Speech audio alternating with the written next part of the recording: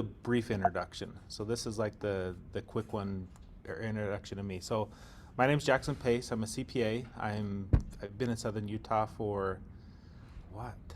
Almost 10 years. So I lived out in Ivins. Now I'm clear out in Washington. So I've covered both sides of the county. I guess I haven't been as far as Hurricane, but I'm a QuickBooks Pro Advisor. So which basically just means I'm certified on QuickBooks.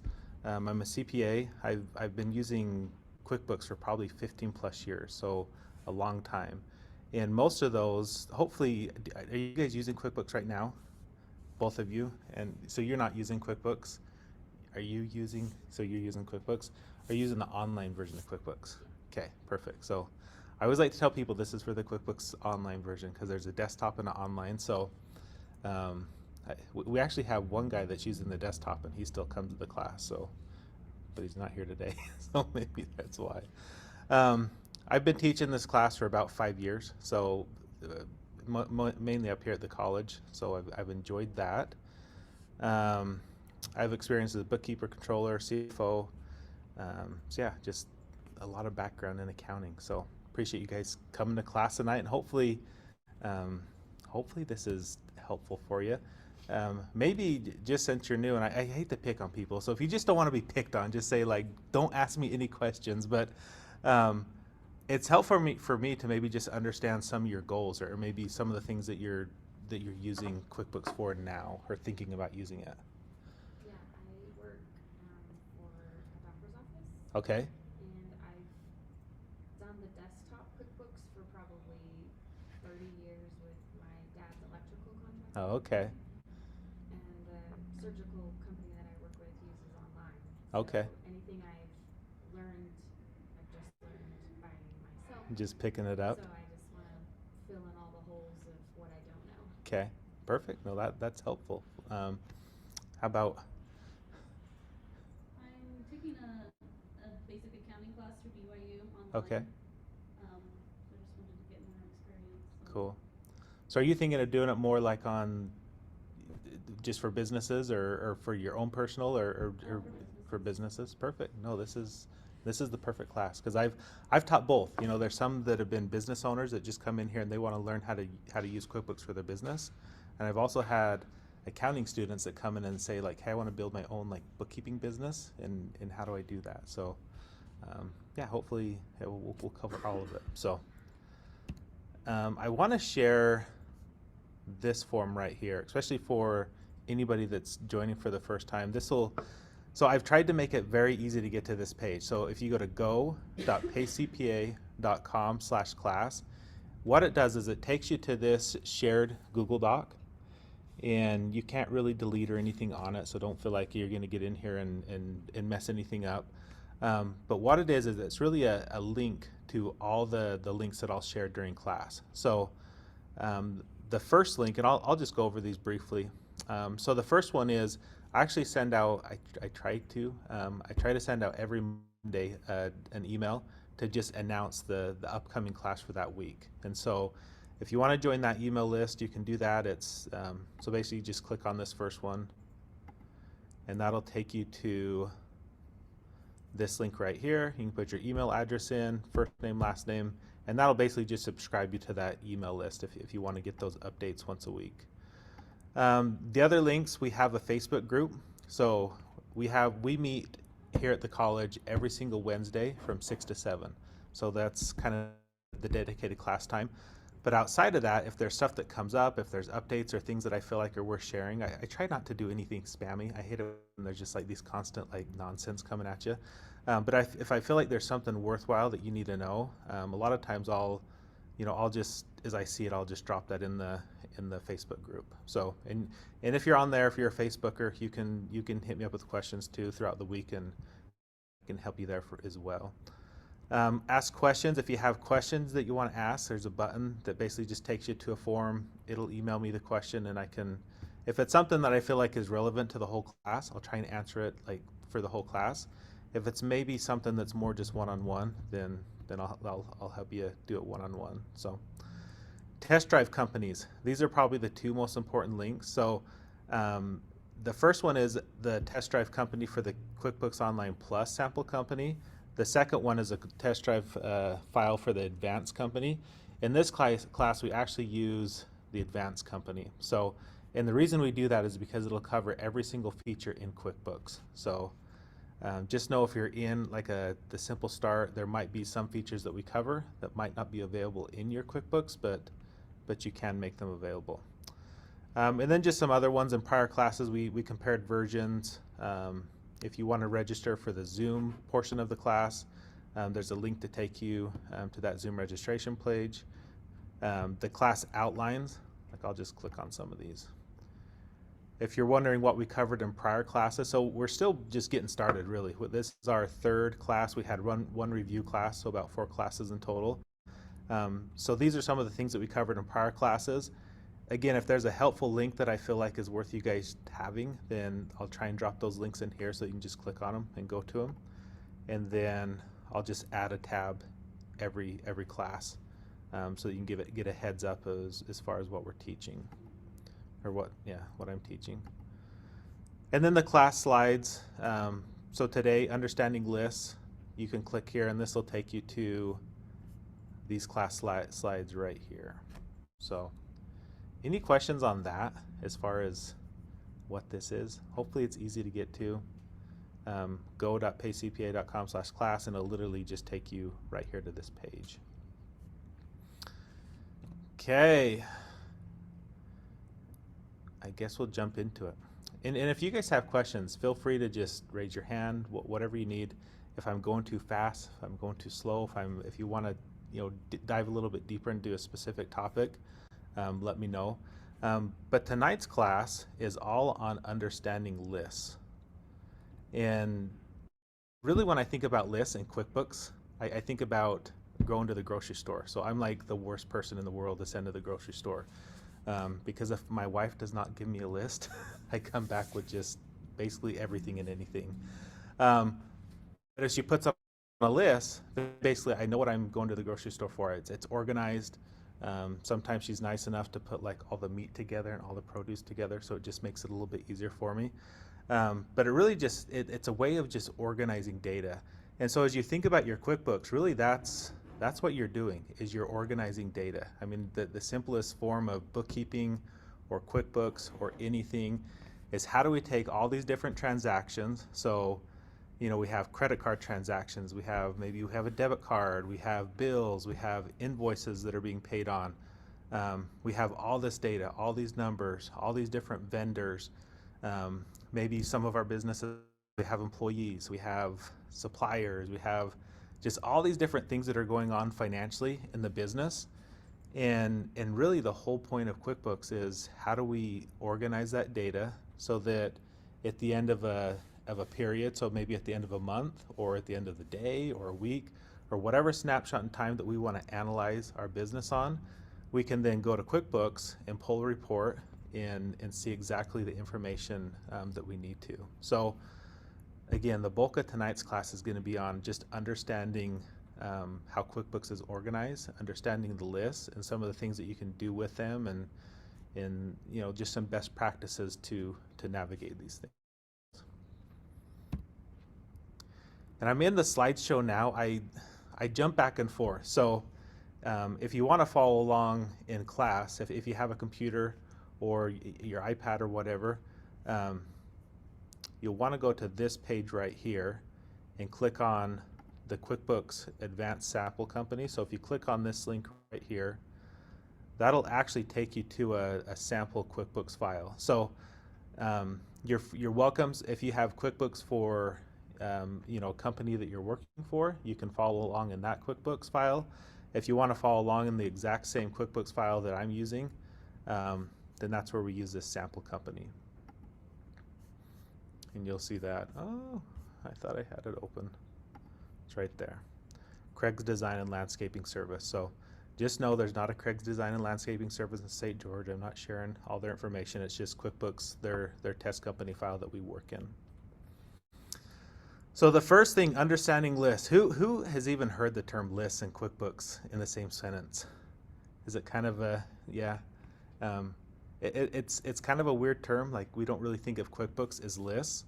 But when we get into our QuickBooks and we think of what are lists, there's really three different core types of lists that they use in QuickBooks. So the first one is customers, and so think of your customers as anybody that you're sending an invoice to or you're collecting money from. Those are your customers.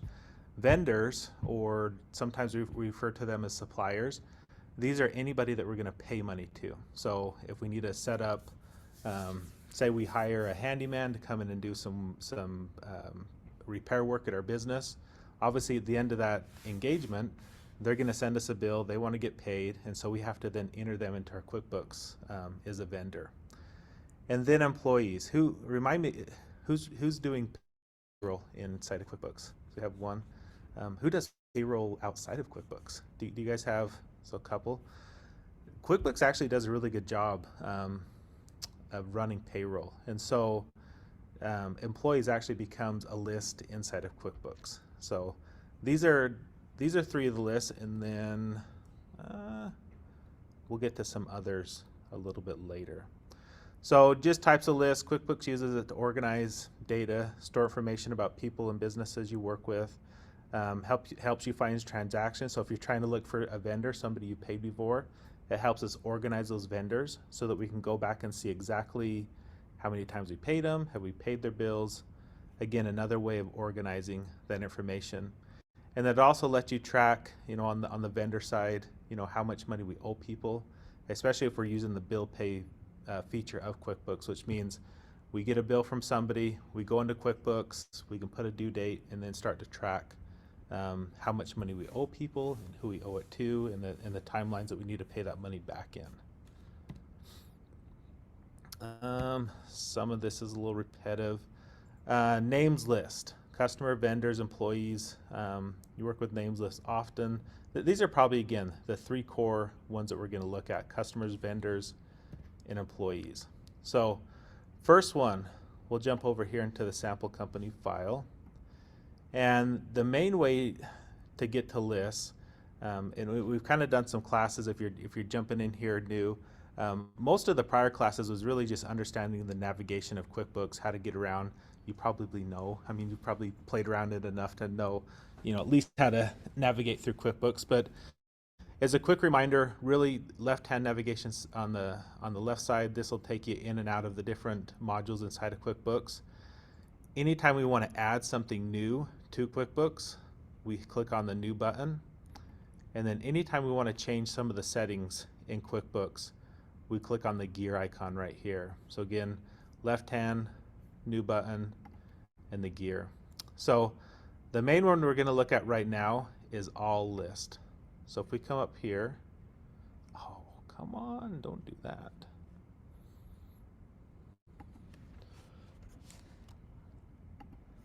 I knew it was going to kick me out sooner or later.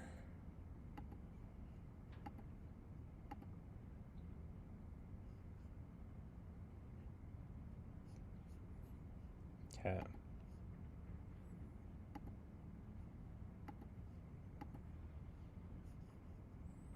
Right there. Oh, you know what? Let's go back here a little bit. I'm getting ahead of myself here. So down here along the side, customers. So this can be unique with every business. I mean, I imagine if you're doing stuff with a medical clinic, you refer to them as patients, probably not customers. I don't know, what do you guys refer to yours? Customers? Students? Yeah, students. Anything else? I mean, who refers to their customers as customers, or who refers to them as something besides customers? Minor customer. Customers, yeah. The default term in QuickBooks is definitely customer. I don't know. You'll even notice that you can actually come in here and change this a little bit. So if you do have a medical type practice, you can actually change it in your settings so that it says patients to just, more or less fit the needs of your business. But the first list that we're going to look at is the customers list. So you'll see down here, I'll have to drag myself out of the way there for a minute. I could just like move that completely. Right here is a list of all the customers. And so it was a couple classes ago, but really one of the things we looked at is how do we get customers that maybe we manage in a third-party software into QuickBooks. And so we've covered that. But as far as having the actual customers in here, there's a couple different things we can start to do with them. So we'll click on Amy's Bird Sanctuary right here. We'll do edit. Well, first let's just go ahead and take a look at what we have on here. So here we come into Amy's Bird Sanctuary, and the main thing that we're going to see is down here is all the transactions, anything that's really had to do with Amy's Bird Sanctuary. So every time that they've either made a payment, that we've sent an invoice to them, any transaction that involves Amy's Bird Sanctuary, this is really going to be the holding spot for all those different types of transactions. And just kind of for reference, how many people actually invoice through QuickBooks? And do you guys kind of invoice outside of QuickBooks? Okay. So, yeah. Like a customer's tab if you don't have the sales. Yeah. So like this customers tab right up here. Yeah. So it gets a little tricky if you're managing your customers outside of QuickBooks. Sometimes it's like, does it make sense to then have all your customers in a third-party software and inside of QuickBooks as well? I don't know. I guess it really depends on what you're using them for. But the main thing that I guess we'll just kind of assume that everybody has all their customers inside of QuickBooks. And so again, some of the things that we can look at, transaction lists, if we have particular projects that we're working with those customers, the main thing is going to be customer details. And so where I've seen this even in medical practices, they really don't run all their customers through QuickBooks. They usually have them in a separate, medical health, practice management type software. But a lot of times where we actually end up getting customers inside our QuickBooks is, say for example, we've got to send a refund out. And any time we're going to cut those types of checks inside of QuickBooks, then we got to start putting that customer information in. So maybe you have students that you're managing them in a product outside of QuickBooks, and I don't know if you ever have to send like refund checks or reimbursements or something like that. But eventually, almost every business to some degree will eventually have some type of customers in here, whether they're invoicing them or not. The other thing is I've seen instances where even like medical type practices, they'll have need to invoice for all sorts of different things outside of the customer. So really, anytime we're going to send any type of invoice in QuickBooks to somebody, which is basically saying, hey, you need to pay this, this will all go through the customers tab. And we're going to go through these pretty quick, and then we're actually going to come back and revisit some of the things that we can do with them. Vendors, so refer to them as vendor suppliers. This list stores the companies and contractors you pay for goods and services, to track accounts payable, money you owe on open bills, issue a 1099, or track purchases by person or business. They must be set up as a vendor. This is more common. So sometimes it's more common than not that your customers are sometimes managed outside of QuickBooks, but for the most part, your expenses are almost always managed inside of QuickBooks. It's very rare that I see that they're managing all their expenses. It's like, then what's the point of having QuickBooks? But as we get in here and we look at our vendors, again, this is where we're going to track everybody that we owe money to. And there's a lot of different things we can do. One is tracking the individual vendors. And two is, I guess, distinguishing really between a vendor and an employee. Does everybody know kind of that sheer distinction? Sometimes it can get a little tricky. You'll see in here in the vendor section, as we put in all their information, the nice thing is it saves everything in there. So if we need to actually pay this vendor and write them a check, all the information that we're putting in here, you've got to start to realize and figure out the flow in QuickBooks, eventually it's going to come out on a check or some type of, mostly a check, I guess, to where we're actually going to pay these vendors.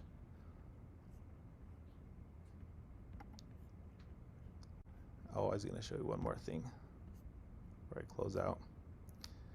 Okay, and then really the other main thing that we're tracking with our vendors is if they're 1099. So if we have an employee versus 1099, really, who sent out 1099s? I know quite a few of you have. Have you guys ever sent out who doesn't know what a 1099 is? Who's wondering what in the world I'm talking about? So basically a 1099 is anytime we pay a vendor, typically more than $600 during a year, we have to send them what the IRS refers to as a Form 1099.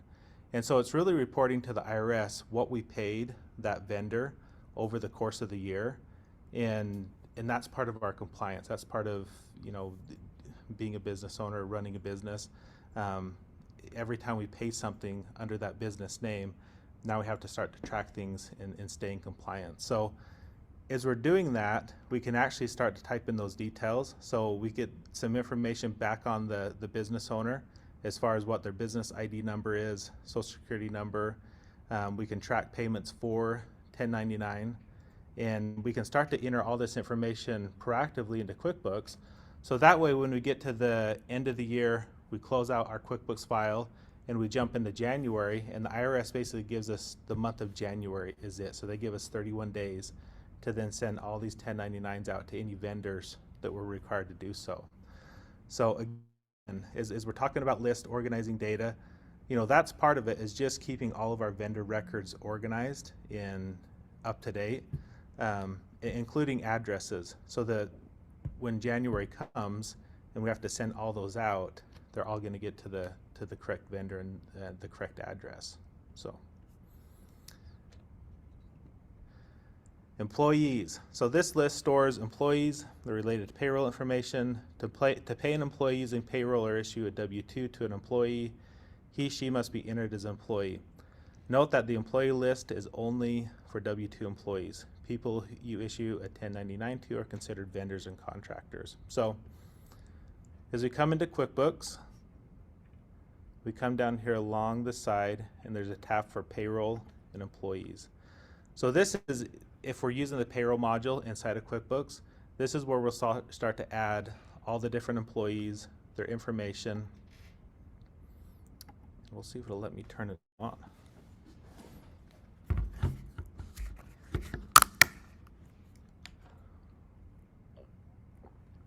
Maybe not.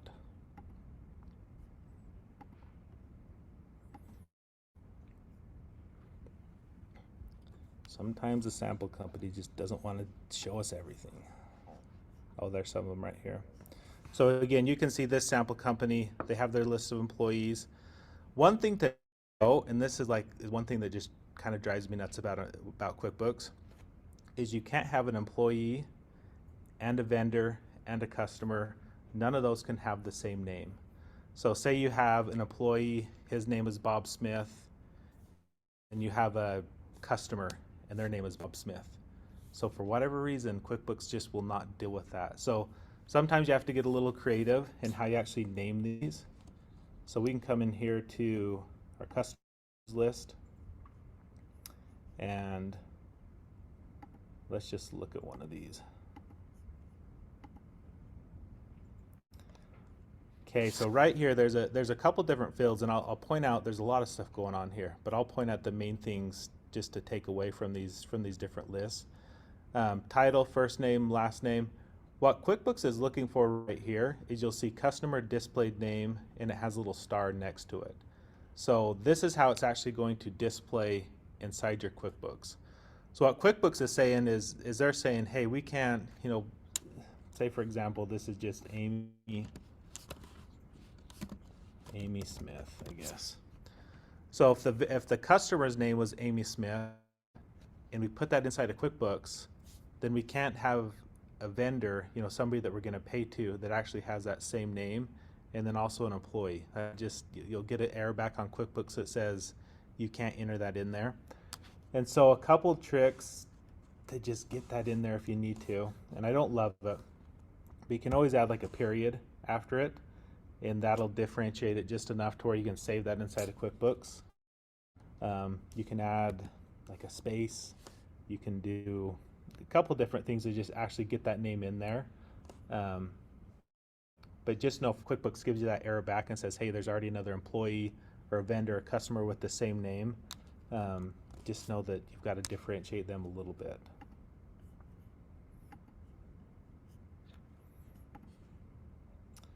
Okay.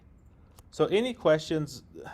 We'll come back on a couple, but as far as customers, employees, vendors, as far as those lists are concerned, any questions at all before we go on to these next ones? It's pretty straightforward. I will say to just keep them organized, keep them clean. It drives me nuts when I come in and we look at customers and like there's just duplicate customers, duplicate vendors. And a lot of times it's just us being a little bit lazy. So for example, Amy's Bird Sanctuary. You know, we might type it in as Amy's with an apostrophe S. And then for whatever reason, then we set them up again as just Amy Bird Sanctuary. And then all of a sudden I come in and there's like 3 customers that are exactly the same. And yeah, we don't really need that. So there's a couple different ways we can actually merge customers. So if you ever get to that point where you've accidentally set up, you know, maybe the same vendor 3 times, we come down here to vendors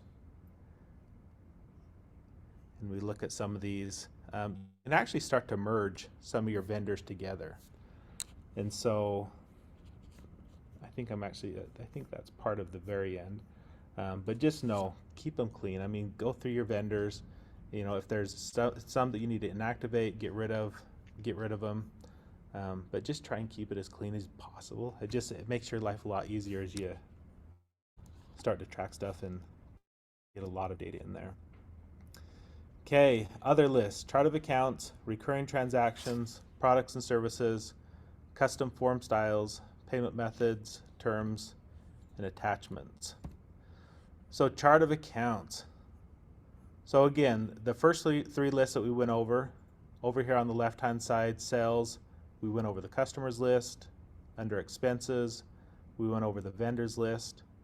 And then down here under payroll, we went under the employees list. So basically 3 different areas that we can start to organize and track things in QuickBooks.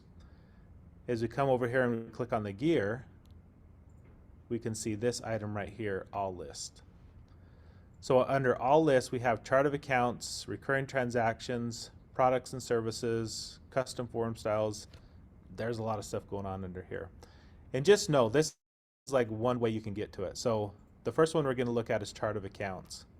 So the easiest way to get to it is actually over here on the left-hand side under accounting, and it says chart of accounts.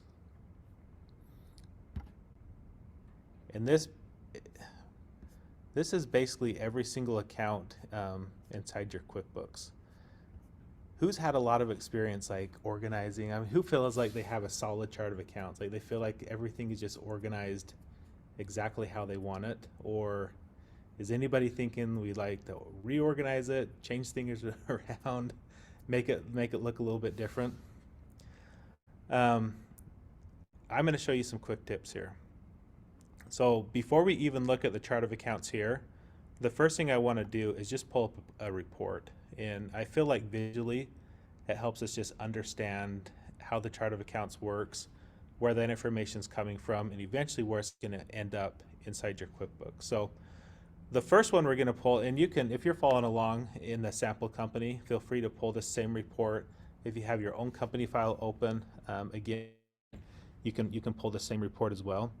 But over here along the left-hand side, we can come to reports, and that'll take us to this report page. And then probably by default, the profit and loss report is one that's a favorite, so it should be right up here along the top. So if we click on profit and loss, this will take us to a year-to-date profit and loss, and we're going to come over here and we're going to see all these different names. And so the way that QuickBooks lays it out, and this is maybe like, you're going to be like a pro at this if you're taking accounting. Because this is exactly what they're covering is the income accounts, the cost of goods sold accounts, the expense accounts, the other income, other expenses. But this is really how your data is laid out and organized as far as the names of your accounts. So as we click on some of these, the really cool thing about QuickBooks is anything over here on the left or on the right that turns kind of this blue color and has a line under it, we can click on this, and then we can start to see how everything's been organized within that account. So right here we have names. So these are all the names. So we just looked at the customer names. This is where all that information is pulling from. So that's part of it. So again, if we click on this design income and we pull up this quick report and we see the name Kate Whalen, and we just know like, oh, like why did it get put under Kate's name? It should have been under her business name, or there should have been something else. It's a great way to just spot check to see if your QuickBooks, if there's errors in it, if there's stuff we need to change. And if something stands out, I mean, you should know how your stuff is entered in QuickBooks. So if something stands out as far as this is definitely entered in here wrong, then again, we know this is a customer. We can come over to our customer list and we can go ahead and update that customer name. So that's one thing that we're looking at. The other thing is just the overall layout. So the way the profit and loss is laid out, we have the income up at the top. We come down here to all the cost of goods sold. We come down to all the expenses, and so they've got them broken out: advertising, automobile, job expenses, other income, other expenses. For the most part, as long as you have those main buckets, as long as you have an income account, a cost of goods sold account, an expense account, it's real hard to mess it up. But as far as really understanding your numbers and really being able to make heads or tails of what's going on in your business, really what I recommend, and this goes as we look at the chart of accounts and how to really organize it and design it so that it's going to work for your business. I always tell people, we have income accounts. We always want to match the income accounts up with the cost of goods sold account, which means if we have, and this is where it gets a little tricky, but basically landscaping services. So if we have an account up here at the top that's called landscaping services, we should really have an account down here at the bottom that's the cost of those landscaping services. And so the cost that we're looking at is really the direct costs that go into it. So for landscaping services, they have it broken down a little bit. They have fountain and garden lighting. So I love the way that they have it broke down here, because then it makes it really easy to then match that up on the cost side. So they have fountains and garden lighting. So year to date, they brought in $2,246.50. And this is like the one thing that drives me nuts with the sample company, because I'm like, how in the world did they generate $10,000 of income with only $405 of cost? Like there's no way.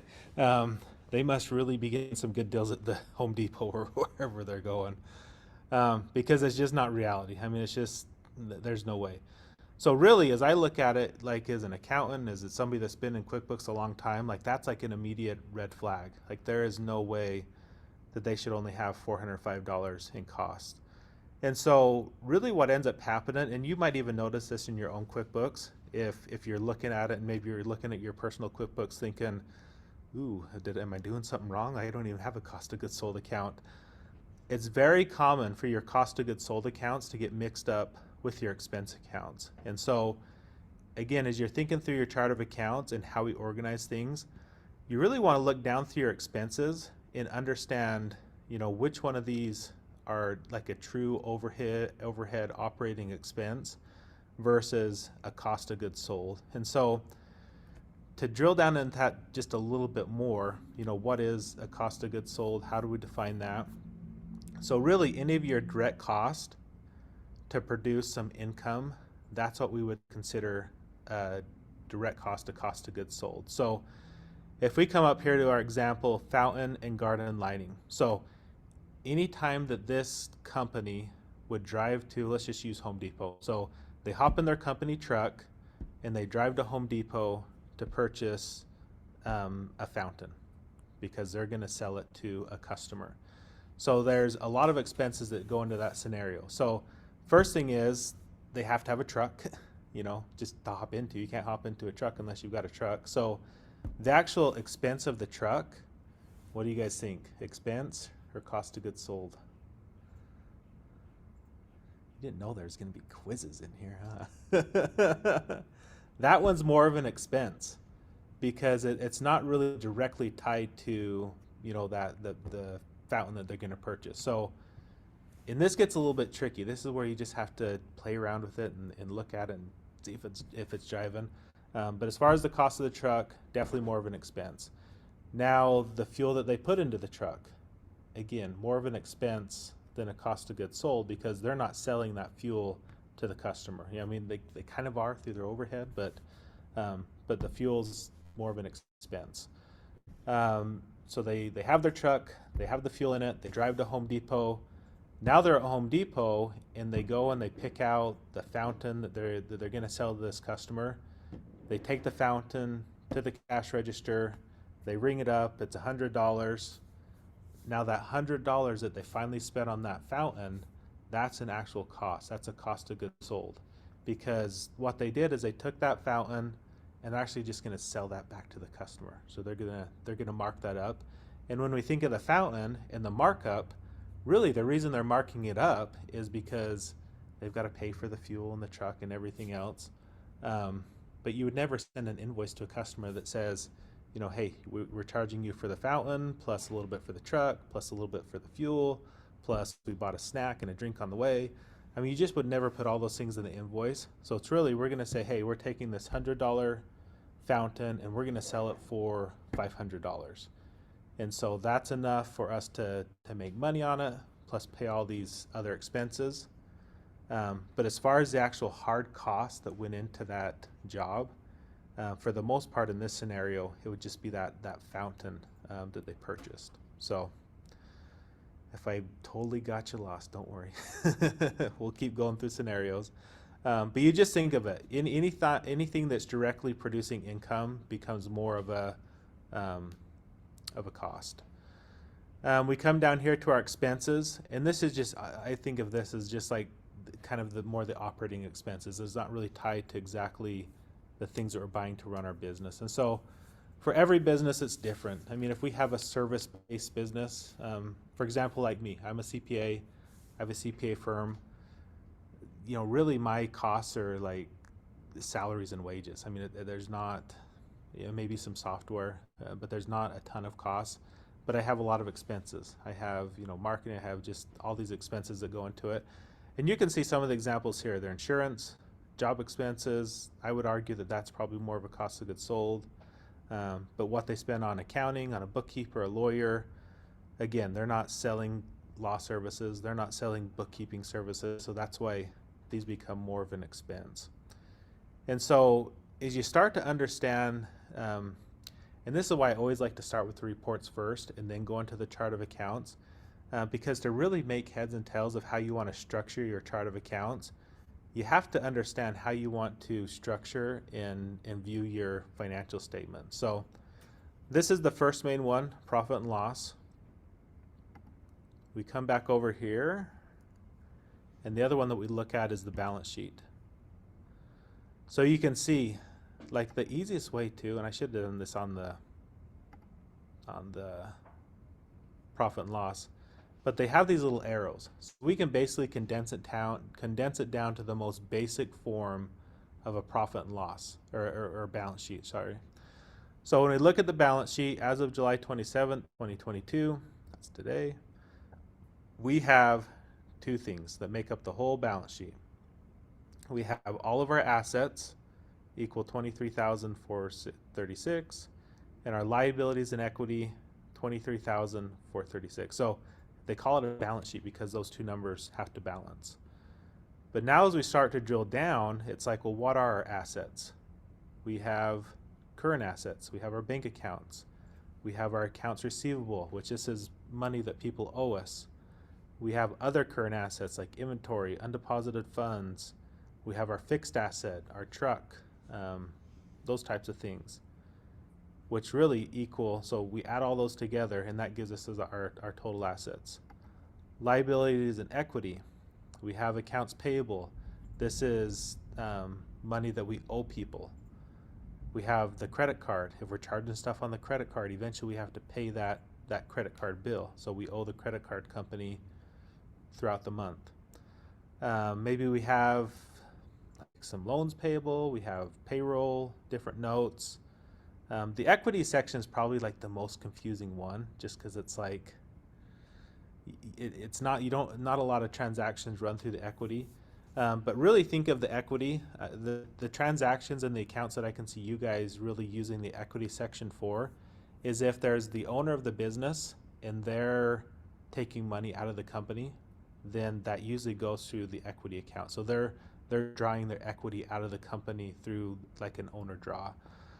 Or on the flip side, say that the company is in a cash crunch and they're going to put money into the company, then they're actually going to put equity into the company.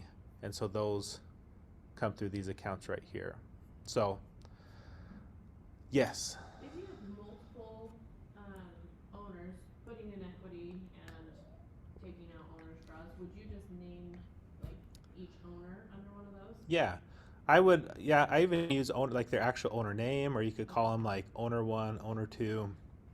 But definitely you can have multiple like owner accounts. You can have multiple, just like up here, we have multiple bank accounts. You know, it's not just everything's under bank account. We have checking, savings. Definitely down here under equity, we can have multiple. And that's like my biggest pet peeve when I, and hopefully if I ever look at your QuickBooks, I try not to roast them too bad.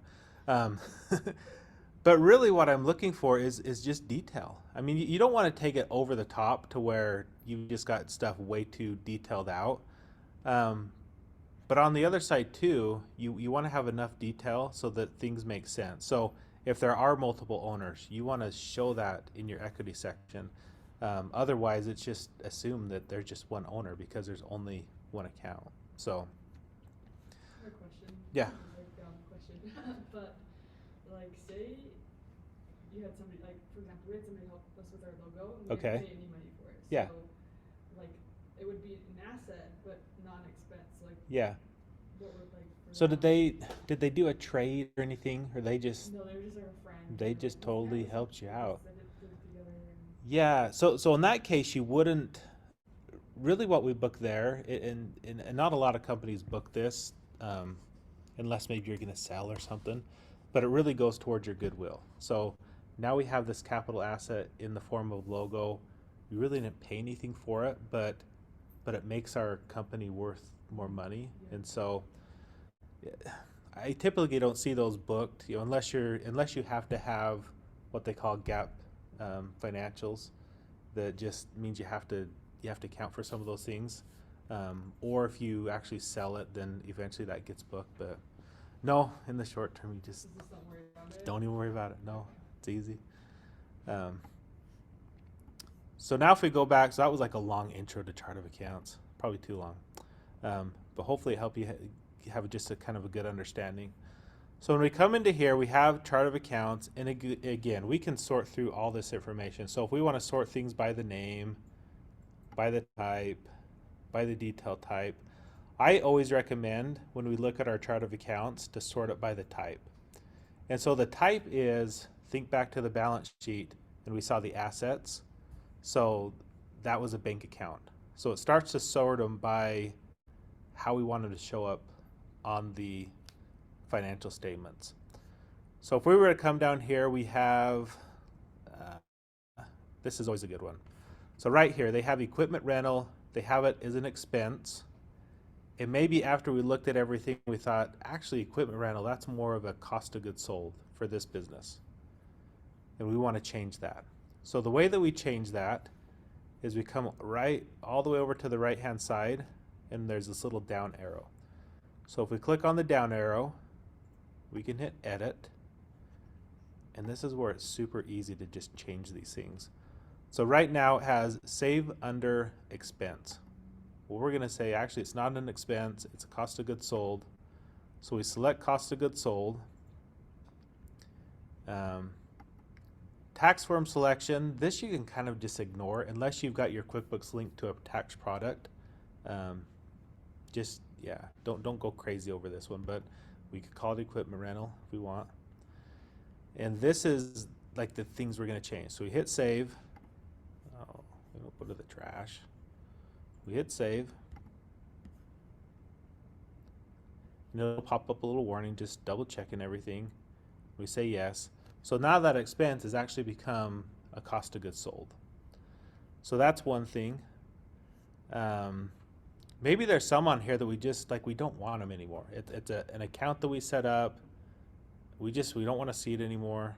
We don't use it anymore. The tricky thing with accounts is once you create them in QuickBooks, you cannot delete them. I mean, it's just, you can't do it. So, but you can make them inactive, which means that going forward, you can make it inactive so it's not, so if we hit that, yeah, do we want to make it inactive? Oh, and some of these are a little tricky if they're tied to products and services, but let's do an expense one. So see, that just makes it inactive, which it doesn't delete it. It's still going to live inside your QuickBooks, but it's just not going to show up under this chart of accounts is one that you have to look at. So if we ever accidentally do that and we want to bring back those inactive ones, then really that's another thing we can do. We click on the little gear. So there's a couple gears. We have one at the top. We open up the chart of accounts and we have the gear right here. If we click on right here under other, where it says include inactive, then that way anything that we inactivated prior, it's going to show back up and we can, in fact, let's scroll down here. Okay, so right here. So now we want to make it active. So we can just click on make active and there, it's active again. So if you make one inactive and you run a financial report where that account was used in the past, it'll just have like in parentheses deleted, which just shows that it's inactive. So if you want to get rid of the parentheses, you can reactivate it. The other common one that I see is merging accounts. Has anybody ever merged two accounts together? No, I would like to know. So this is, merging two accounts together is like the closest you can get to like deleting one and not having it cause issues. So let's pick, so bank charges, I don't know, we're just going to be random here. So we're going to merge bank charges with, I'm trying to see two down here. Let's do these. So we have disposal fees and commissions and fees. So maybe really we don't need this commissions and fees. We just want to use the disposal fees. So the way to merge them, I'll try and go slow, but the way to merge them is we want to highlight the one that we want to keep. So in this case, we want to keep disposal fees. And the reason I do that is just so I can copy it and paste it, because to merge them, they have to be named like exactly the same. And so this is the one we want to keep. This is the one we want to get rid of. So on the one that we want to get rid of, again, we come over here all the way to the right. We hit the down arrow. So we're not going to make it inactive. We want to keep it. But really, everything that was named commission and fees, we want to name that now disposal fees. So we hit edit. And right down here, all we do is we delete commissions and fees. And that's where we can paste in the disposal fees. Okay. So we hit save, and it's going to pop up an error. It's going to say merge accounts ? Like, are you sure this is what you want to do? So you already have an account with that name. Would you like to merge the two? So you can either like, oops, I didn't mean to do that. You can cancel out of it, or you can say yes, merge accounts. Save. So basically what that does is it's going to go back clear through the history of time in your QuickBooks, and anything that had that other account name, it's just going to rename it disposal fees. So then that way, usually I do that quite a bit, especially if sometimes our chart of accounts, I just call it like a balloons. We just get like so many different accounts in there that it's hard to really manage. And so the easiest way to then start to clean them up is, and I don't have this on a slide. Or do I? I don't think I do. So when I look at a profit and loss, the three main buckets that I love to see is admin expenses. So we're just talking on the expense side now. So admin expenses, facility expenses, and employee expenses. So those are like the three like most simple buckets, and I kind of stole them from Dave Ramsey if you're like a like a one of his followers. But it's a way to just take all your expenses, because really if we pull this report right here and we look at our profit and loss and we just look at our expenses, like just at a glance, to me it's really confusing, because it's like there's a lot of different line items here. They have some things that are grouped together. Like for me, it's really random. So I like to then really create three what I call categories. I'll do admin, facility, and employees, just because every time I've ever looked at a company, like those are really the three main expense categories. And then under those, so like under admin expenses, I'll have advertising, I'll have like automobile. Under employee, we'll have everything that's related to employees. We'll have their wages, their benefits, if we do like an employee celebration, like anything that's related to the employees goes under the employee account. And then the facility one is always a big one, because we have the rent, we have utilities, we have maintenance, we have repairs. And so it just makes it real easy to just set up your accounts, and really just organize them a little bit better. So really, chart of accounts, that's the main things. Income, we try and match our income with the cost of goods sold. So that's like the first thing that we want to do. So, which really requires coming back to our chart of accounts and just making sure that every time, and I say every time, I mean there's always exceptions, but yeah. Where's my income? Right here. Other primary income. So anytime we have an income account, so right here, landscaping services, I always recommend that we have landscaping services is our income account, and then like landscaping services costs is the cost account, the cost of goods sold. So that way, every time we generate that income, we can know exactly what our direct costs are in generating that income, and which really then gives us our gross profit. And that's like a key number that every business owner needs to know, because what our gross profit tells us is that's how much money we have to spend on all of our expenses. So that's how much money we have to spend on like our admin, our advertising, our different like subscriptions, our employees. It gives us a real key number, and for budgeting purposes, like it'll make your life so much easier. So where are we at here time wise? 4 minutes. Okay, so recurring transactions, some of these, and just kind of an overview of the class that we do. So most of the time we don't get to everything, but with all the classes, I built in what's called the review class. So it's a buffer class. So for example, we'll do this class and then a class on reports.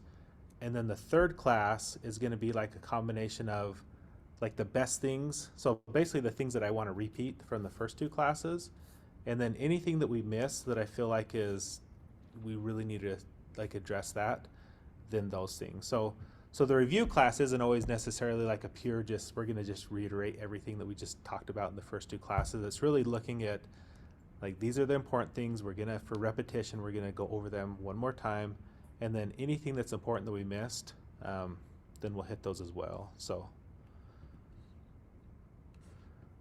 okay, understanding lists, list rules, how to delete lists without a balance, with a balance. You probably noticed, and then how to merge entry. That's like the one that I wanted to touch on, so I'm glad we got to that one. So, for example, this income account. Sometimes it's tricky you can't really delete them, but to even make it inactive can cause you some fits. So we'll just pick one of these random ones, make it inactive. Error. this account cannot be deleted because there are unbilled charges for this account.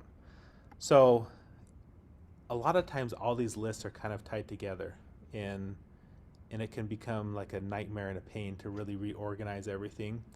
But it's always possible. So again, as we come back here and we look at all of our lists, the main one that you're usually going to be affected by is if you have products and services set up in your QuickBooks. And so if we just click on one of these, design, we can come over here, click on edit. So see how every time you set up a product or service, you have to select an income account. So right here, the income account that's selected for the design services is design income. So if I was to go and try and delete that design income, that's when I'm going to get that error, and it's going to say, sorry, you can't do it because we're using this. So it's super, like, they haven't really built in a simple solution to just doing this quickly.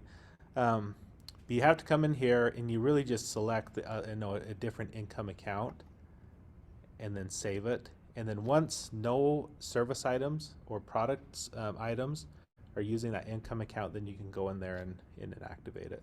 So one of my pet peeves with QuickBooks. There's a lot of stuff I love, but there's a few things that I'm like, how have you not fixed this yet? So same thing on expenses. Expense side is a little bit easier. So if we have vendors in here, so for example, this is where they've made it a little bit easier. So here we have this vendor. We want to, actually right here, we want to make them inactive. So right here, Sumlin Insurance Agency has a non-zero balance, which means we owe them money. So why in the world would we want to inactivate them when we owe them money? It's a quick way to get rid of your bill. Making this vendor inactive will cause an adjusting transaction to be created. Is this okay? So this is like a new feature. Before, like, you just couldn't do it unless you zeroed that balance out. Now we can actually click yes, make inactive, and see how it just, like, boom, that balance magically disappears. And what it does in the background is more than likely you're going to run a profit and loss, and there'll be this like weird like reconciliation discrepancies, or they kind of just create an account to adjust that off. And so it doesn't go away. It doesn't just magically disappear. It's recorded in QuickBooks, but at least it's like an easier way to just delete them out of there. So the vendor side, a lot easier. The customer side, Amy's Bird Sanctuary, it's like we're just done with Amy's Bird Sanctuary. Same thing, they'll make that same adjusting entry. So yeah, maybe I spoke too soon. There could be some other stuff going on with it. But that's basically the gist. You can inactivate them, but you can never really delete them. They're always going to be there. So we're 1 minute over. Any kind of final questions? Anything you were hoping that I was going to cover that I didn't quite get to? If not, let me go ahead and hop in here to the Zoom.